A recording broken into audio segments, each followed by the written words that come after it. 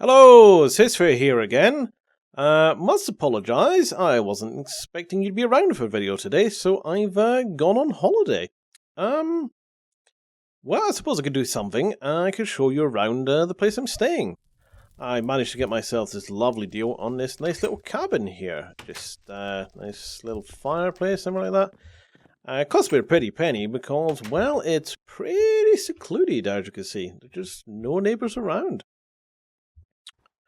Does have some really nice ski slopes as well, though. The problem is the really nice ski slopes are over there, but all the people who've got a lot less money rent villas, unlike this nice looking one here. Conveniently, though, they do have this lovely gondola or cable car system, whatever you want to call it, but they call it gondolas around here. It's over the other side. Better call it over. Oh, there we go. Here it comes. I'll just wait a moment or two, and that should arrive, and then we can head on over and get some skiing done. Yep, there we go. Excellent. We'll just hop on in and press the button, and we're off, just like that. That doesn't take us very long to get there, really. Should get there quite shortly. And here's a nice little villa going off in the distance. Yep. There we go, so should be arriving any second now. And we're here. Well, you don't often see places in the Minecraft universe as we've got fully working gondola systems, but you pay your money around here and that's what you get. So the question you've got to ask now is, shall I go skiing or shall I show you how this actually works? I'm going to think I'll show you how it actually works. That sounds like a very good idea to me. Right then, how does this actually work and how can you build one for yourself? Well, it's quite simple actually. If we just head on over to this end first. Right, obviously this was a button that we called it with, and you will notice the button is in a block of wood, and beneath it there is just stone. Nothing else. I've gone ahead and broken this stone now, that was a silly idea.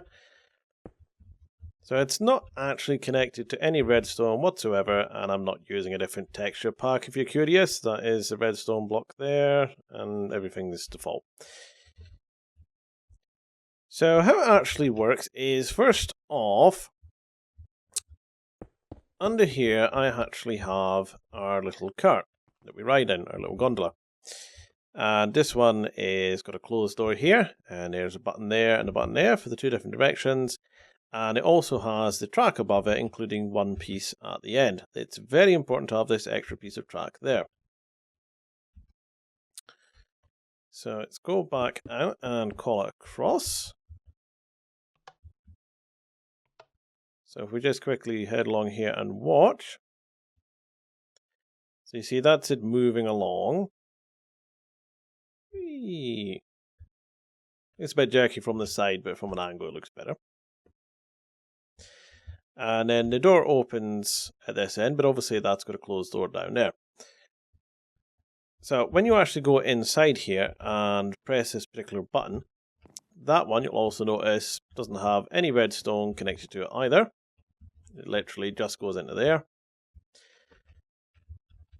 So all the stuff that controls this is actually underground. The entrance is just down by this tree, so we're back over the other side again. There we are. Right. So these little assemblies running along here and here. One of these is for traveling in one direction and one is for traveling in the other. There was quite a few command editing going on, but thankfully I have a couple of useful filters that lets me just change the values of them, so it made this a damn sight easier. Right. So here we have a hopper clock. This is powering two things. This one, if you look for, is testing for a block of wooden button 12, which is a pressed wooden button that's facing, in this particular case, that direction. And that's the one that you push inside the gondola. When it recognizes that it's being pushed, it then does a set block, a redstone block here, and that triggers these. And each one of these clones this particular region, those coordinates to those coordinates, and places it at that point. And that replaces the gondola with the one that's actually just above up here, sitting in the little cave. And at the same time, the one above here teleports everybody who's within a radius of 3 of that point, which is the center of the gondola, 1 in that direction.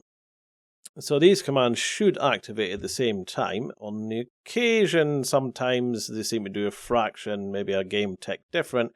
That's why you see the odd jump sometimes as it moves when you're inside it. But as they run one after each other, as the gondola is cloned 1 block forward, 1 block forward, 1 block forward, 1 block forward, and so on, you're also teleported 1 block forward, 1 block forward, 1 block.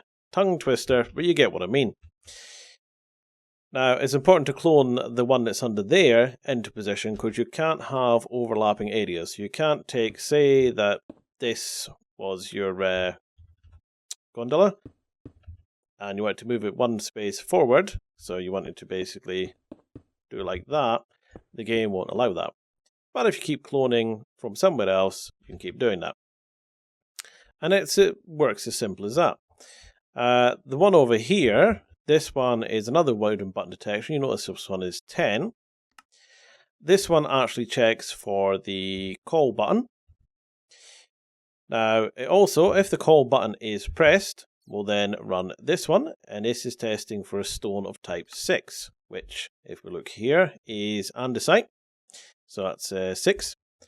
And that just basically checks that the cart is in place. So the block that's in the back side of the cart, if it exists, so if that's the back side of the cart, it will then activate, and that will transfer the cart back from the other side.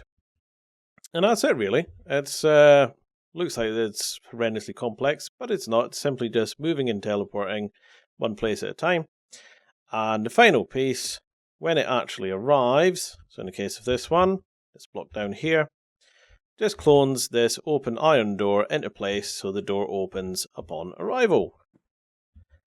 And that's it. It really is that simple. And as it says, it's important that you have the extra pieces of track, because if you don't, as it moves along and clones, you will leave behind the back part of the gondola every time. I'll just bring it over and I'll just show you what I actually mean. There we go. So if you weren't cloning this part as well, if you were just cloning here and then moved it to here, the back of the cart would then end up there, and this bit would stay there. And so you just end up with a whole line of cart backs running all the way along there, which is no good for anyone. There you go. So that's how you build yourself a fully working gondola or cable car or sky car, or whatever you wish to call it, in Minecraft. So I'm going to go back and enjoy my skiing holiday. So as per usual, thanks for watching and bye-bye. So here we are, got a background behind us, can't get back up to the ship, dig a hole, and back to the ship. Now, what other use does this have? Well, to a certain level underground, it also means that you can get yourself free light.